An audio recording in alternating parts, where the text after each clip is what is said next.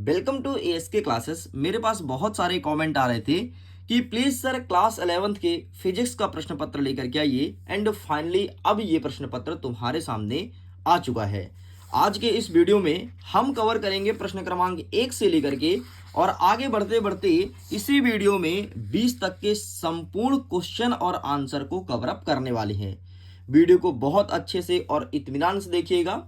अगर इसके पीडीएफ को डाउनलोड करना है तो लिंक मिलेगा वीडियो को डिस्क्रिप्शन बॉक्स में, चेकआउट कीजिए एंड विथ सॉल्यूशन जल्दी से जाकर के पीडीएफ को डाउनलोड कीजिए। तो चलिए स्टूडेंट्स, बिना टाइम वेस्ट किए हम करते हैं वीडियो को फटाफट शुरू और देखते हैं किस प्रकार से क्वेश्चंस पूछा गया है एंड क्या होगा इसका सही आंसर। हमारा प्रश्न पत्र कुछ इस प्रकार से रहेगा। यहाँ पर स्पष्ट रूप से मेंशन है कक्षा 11वीं अर्धवार्षिक परीक्षा वर्ष 2025-26 फिजिक्स अर्थात भौतिक शास्त्र। अगर मैं भौतिक शास्त्र की बात करूं तो 70 नंबर का हमारा पेपर रहेगा और समय हमें 3 घंटे दिए जाएंगे। टोटल नंबर ऑफ क्वेश्चंस 20 रहेंगे और 8 पेज का हमारा पेपर रहने वाला है। आगे यहाँ पर बहुत सारे निर्देश मेंशन है, जैसे सभी प्रश्न को हल करना अनिवार्य है।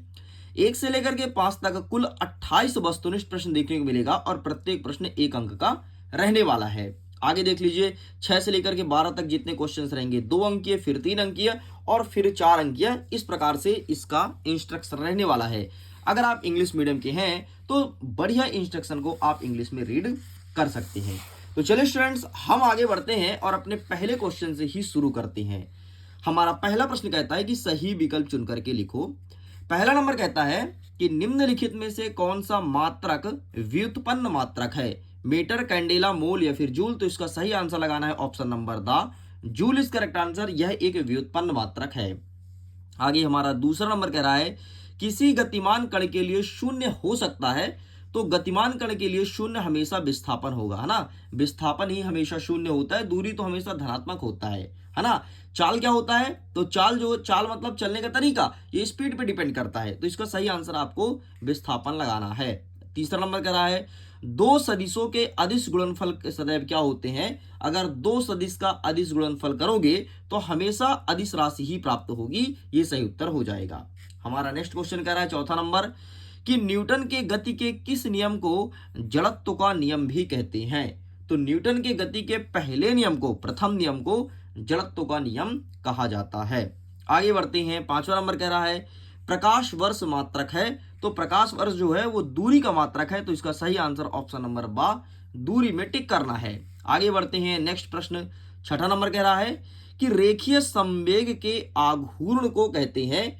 तो रेखीय संवेग के आघूर्ण को यहां पर कहते हैं कोणीय संवेग। तो इसका सही आंसर लगाना है ऑप्शन नंबर द, यही आपका सही उत्तर है।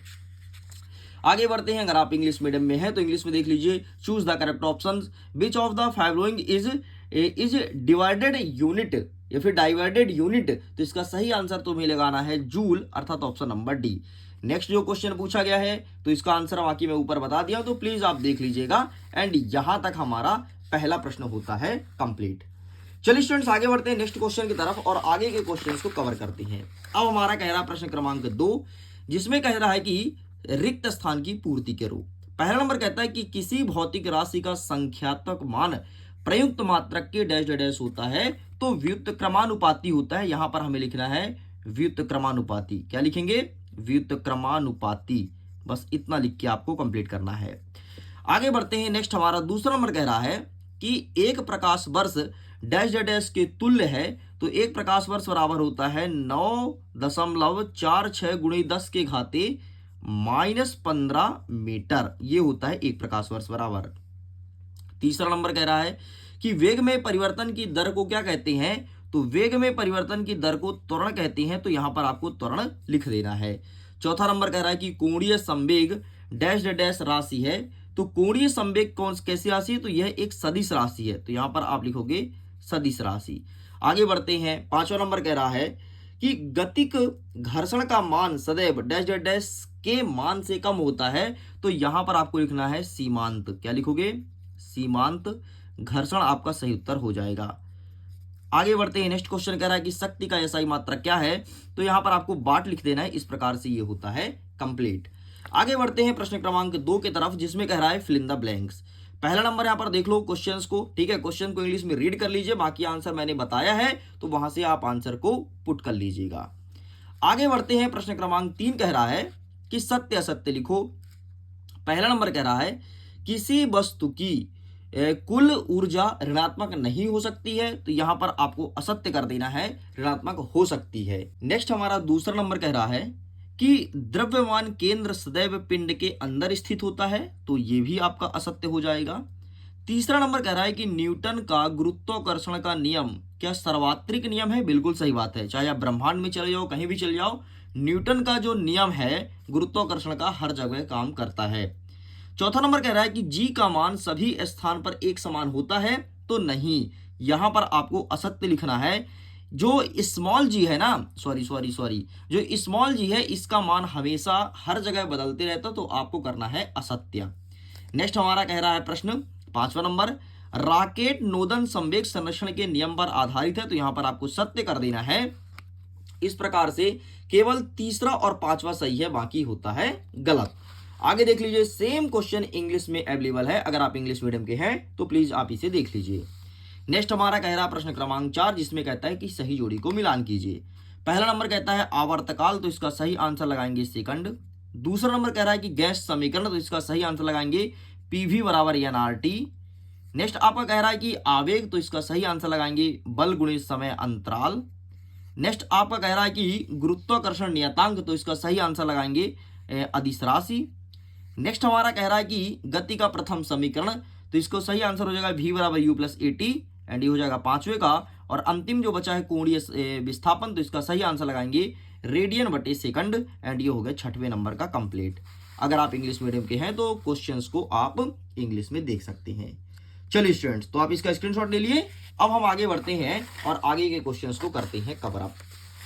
नेक्स्ट हमारा अगेन क्वेश्चन अवेलेबल है इंग्लिश में, एंड प्रश्न नंबर 5 कह रहा है कि एक शब्द या एक वाक्य में उत्तर दो।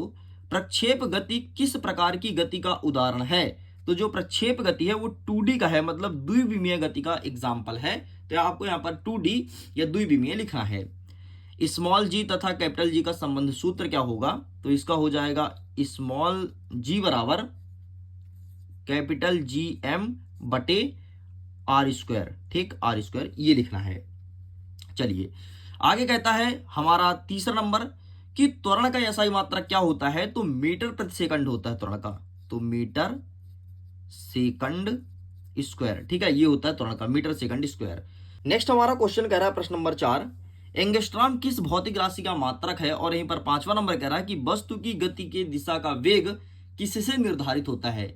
तो मैं चाहता हूं इसका आंसर दीजिए आप कमेंट सेक्शन में। जिस स्टूडेंट्स का प्रश्न नंबर 4 और 5 का आंसर सही होगा उसको मैं हार्ट दूंगा, ताकि सभी स्टूडेंट को पता चल सके कि इनका आंसर सही है। अब मैं देखता हूं इतने सारे स्टूडेंट्स वीडियो देखते हैं, कौन कौन से स्टूडेंट इसका सही आंसर और 100% एक्यूरेट आंसर करते हैं। तो चलिए ये आपके लिए होमवर्क है, तो ये मैं आपका चेक जरूर करूंगा। आगे बढ़ते हैं प्रश्न क्रमांक 6 की तरफ। हमारा 6वां नंबर कह रहा है कि टी का मान दिया गया है आपका 2 पाई अंडर रूट एल बटे जी, इसकी शुद्धता की जांच करनी है जहां प्रतीक का सामान्य अर्थ है, और क्वेश्चन इंग्लिश में दिया गया है। यहीं पर इसके अथवा में कह रहा है कि मूल मात्रक और व्युत्पन्न मात्रक में अंतर स्पष्ट कीजिए, ठीक है, और यहां पर क्वेश्चन इंग्लिश में दिया गया है। तो आइए देखते हैं फटाफट क्या होगा इसका सही आंसर। तो सबसे पहले हम देखेंगे ऊपर वाले का आंसर, और ये रहा है आपके सामने ऊपर वाले का आंसर, ठीक, तो आप इसका स्क्रीनशॉट ले लो, ठीक है। आगे बढ़ते हैं, नेक्स्ट जो मूल मात्रक और पूछा है आपके व्युत्पन्न मात्रक में अंतर, तो ये रहा, तो आप इसका भी स्क्रीनशॉट ले लीजिए।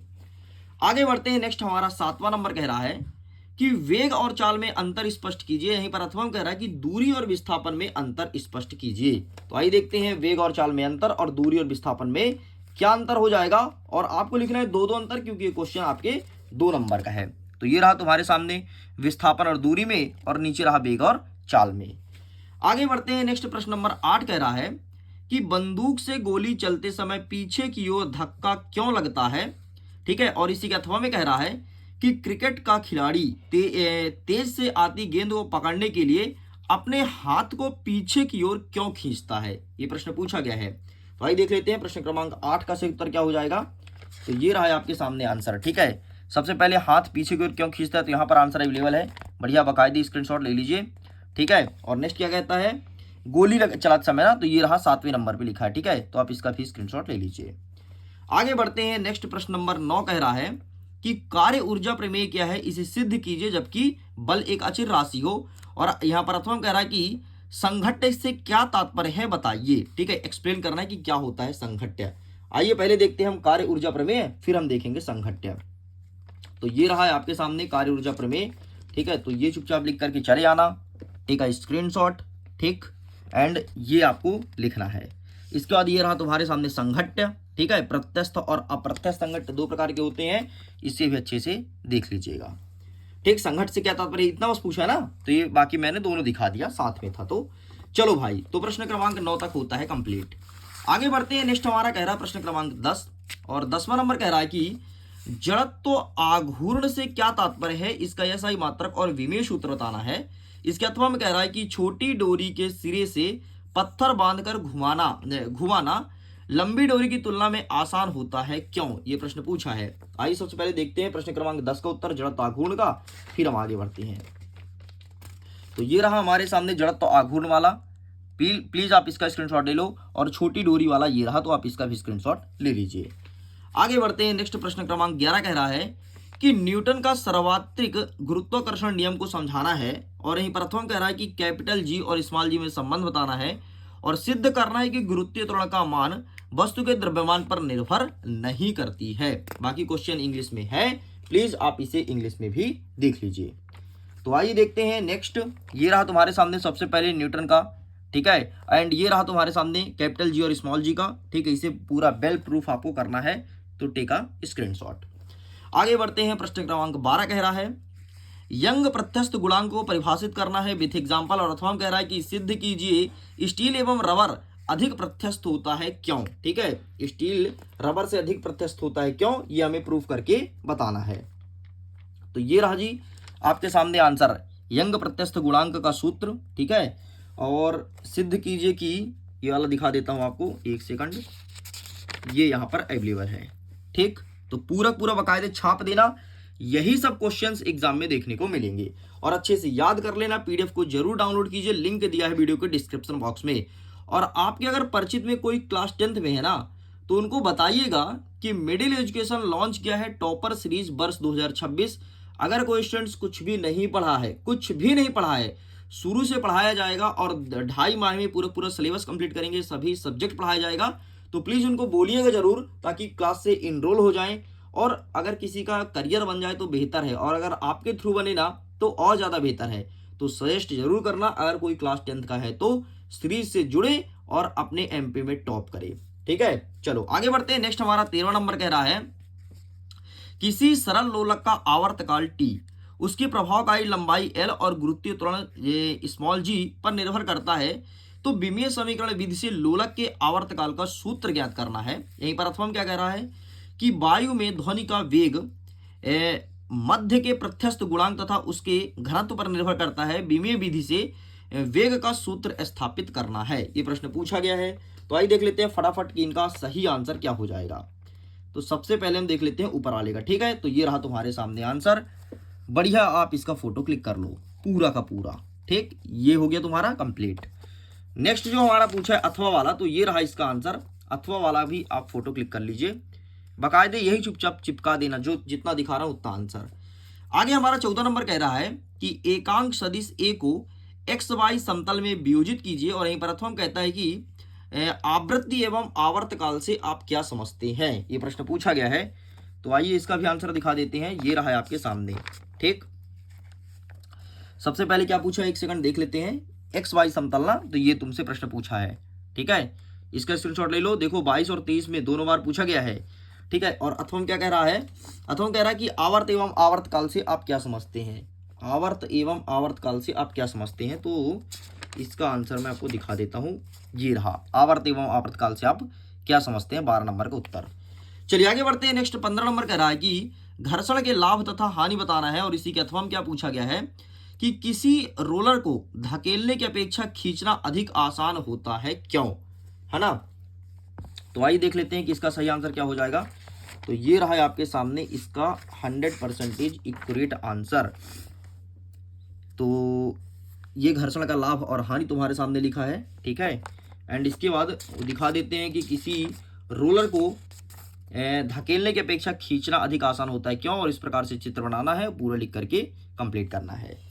आगे बढ़ते हैं। 16 नंबर कह रहा है कि सिद्ध कीजिए कि क्षेत्रीय प्रसार गुणांक रेखीय प्रसार गुणांक का 2 गुना है। ये प्रश्न पूछा गया है, तो आइए देख लेते हैं फटाफट इसका भी सही आंसर क्या हो जाएगा।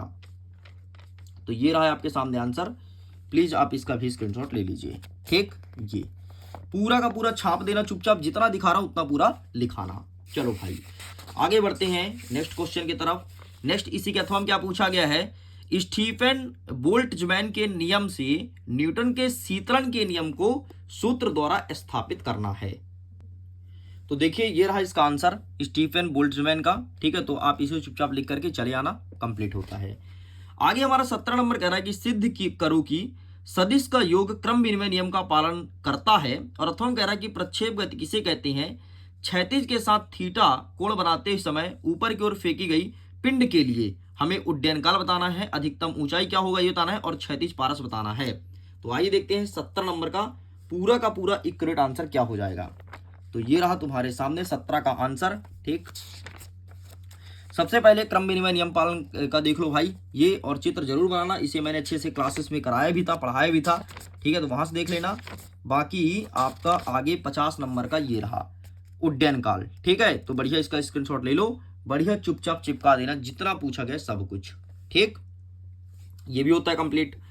आगे बढ़ते हैं। नेक्स्ट 18 नंबर कह रहा है कि पलायन वेग किसे कहते हैं, पृथ्वी तल से किसी पिंड के पलायन वेग के लिए व्यंजक प्राप्त कीजिए। और अथवा में कह रहा है कि पृथ्वी की सतह से गहराई के साथ जी का मान में क्या परिवर्तन होता है, गणितीय गणना के आधार पर कीजिए। ये प्रश्न पूछा गया है, तो आइए देख लेते हैं इसका सही आंसर क्या होगा। तो ये रहा तुम्हारे सामने, ठीक। तो इसका भी सही आंसर मैं दिखा देता हूं। ये तुम्हारे सामने लिखा गया है सबसे पहले पृथ्वी का पलायन वेग, तो आप इसका स्क्रीनशॉट ले लीजिए, ठीक है। यहां तक कंप्लीट करेंगे, इसके बाद ये रहा, ठीक है। 4 नंबर के क्वेश्चन है एंड यहां तक आपको कंप्लीट करना है। चलो अब इसका अथवा वाला दिखा देता हूं। तो ये रहा तुम्हारे सामने अथवा वाला, तो आप इसका भी फोटो क्लिक कर लीजिए, फटाफट फोटो क्लिक कर लो, है ना। अभी तो फोटो क्लिक कर लो, बाकी पीडीएफ आपको मिल ही जाएगा, तो लिंक दिया डिस्क्रिप्शन बॉक्स में, डाउनलोड जरूर करना। चलो आगे बढ़ते हैं। नेक्स्ट हमारा 19 नंबर कह रहा है कि द्रव की बूंद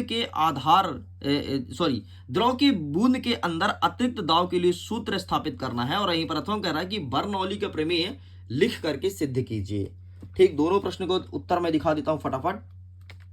तो ये रहा सबसे पहले तुम्हारे पास द्रव की बूंदे वाली, ठीक है। तो आप इसका स्क्रीनशॉट ले लो, चित्र भी बनाना।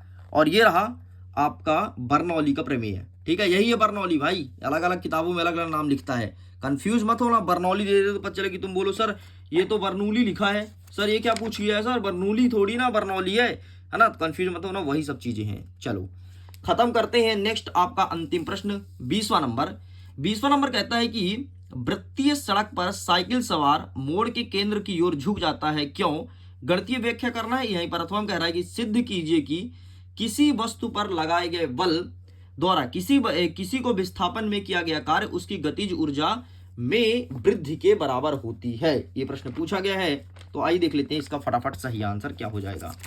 तो ये रहा तुम्हारे सामने, सबसे पहले साइकिल वाला देख लो, ठीक है। ये लिखना है पूरा यहां तक। जैसे ये कंप्लीट होगा तो आपको मैं दिखा देता हूं इसका अथवा वाला। तो अथवा वाला आंसर ये रहा है आपके सामने। तो ये रहा इसका आंसर सिद्ध कीजिए वाला, ठीक है। तो आप इसका स्क्रीनशॉट ले लो एंड ये रहा, इतना आपको लिख करके कंप्लीट करना है। इसी को कार्य ऊर्जा प्रमेय भी कहते हैं। इस प्रकार से ये सभी होता है पूरा का पूरा कंप्लीट। जैसे कि मैंने बोला था कि एक ही वीडियो में विद सॉल्यूशन कंप्लीट कराने वाले हैं, तो सब कुछ कंप्लीट करा दिए हैं। वीडियो पसंद आए तो वीडियो को लाइक करिएगा, अपने मित्रों तक शेयर जरूर कीजिएगा। पहली बार हैं तो एएसके क्लासेस को सब्सक्राइब करके रखना और क्लास 10 के बच्चों को शेयर जरूर करना, ताकि उनका भी भला हो सके। मैं वीडियो एंड करता हूं। Thanks for watching, bye bye.